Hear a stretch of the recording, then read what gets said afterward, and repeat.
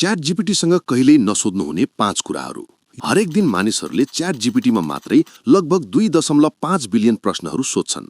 तर यी प्रश्नहरू प्राय जानकारीका लागि मात्र हुँदैनन्। यी च्याट बबलहरूभित्र मानिसहरूले आफ्ना गहिरा चिन्ताहरू, दुःखहरू र रहस्यमयी शारीरिक समस्याहरूको समाधान खोजिरहेका हुन्छन्। हामीले बिस्तारै एआईलाई सफ्टवेयरको रूपमा मात्र हेर्न छोडिसक्यौं। हामीले यसलाई साथी, चिकित्सक र डाक्टरको रूपमा व्यवहार गर्न थालेका छौं। मनोवैज्ञानिकहरू यसलाई झुटो घनिष्ठता अर्थात् फल्स इन्टिमेसी भन्छन्।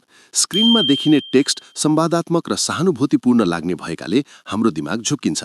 हामीलाई लाग्छ कि त्यहाँ कोही छ जसले हाम्रा समस्याहरू बुझ्छन्, तर वास्तविकता निकै फरक छ। मसिनमा आफ्नो कमजोरीहरू साझा गर्दा गम्भीर प्राविधिक, कानुनी र व्यक्तिगत समस्याहरू आउन सक्छन्। पहिलो कुरा, एआईलाई आफ्नो पासवर्ड वा कार्यालयका गोप्य कागजातहरू साझा गर्ने सुरक्षित ठाउँ नठान्नुहोस्।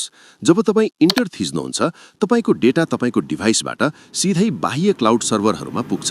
यो डेटा भविष्यको एआई ट्रेनिङका लागि वा टेक कर्मचारीहरूद्वारा समीक्षाको लागि प्रयोग हुन सक्छ। दोस्रो, ह्याकिङ वा कुनै पनि गैरकानूनी कामको बारेमा कहिले नसोध्नुहोस्। एआई कम्पनीहरूले यस्ता कुराहरूलाई असक्रिय रूपमा निगरानी र फिल्टर गर्छन्। यदि तपाईँले कुनै सिस्टम ह्याक गर्ने वा कानुन तोड्ने तरिका सोध्नुभयो भने तपाईँको अकाउन्ट फ्ल्याग्ड हुन्छ।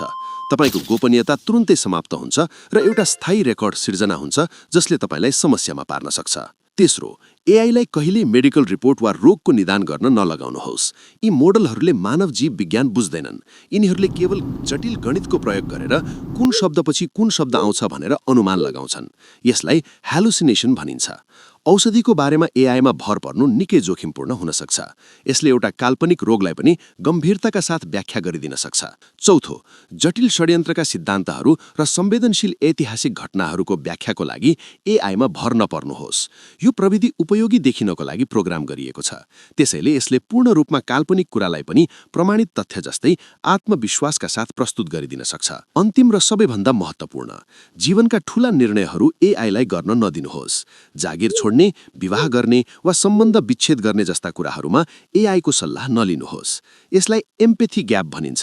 मसिनलाई मानवीय भावना, आर्थिक दबाव वा सम्बन्धका जटिलताहरूको कुनै ज्ञान हुँदैन।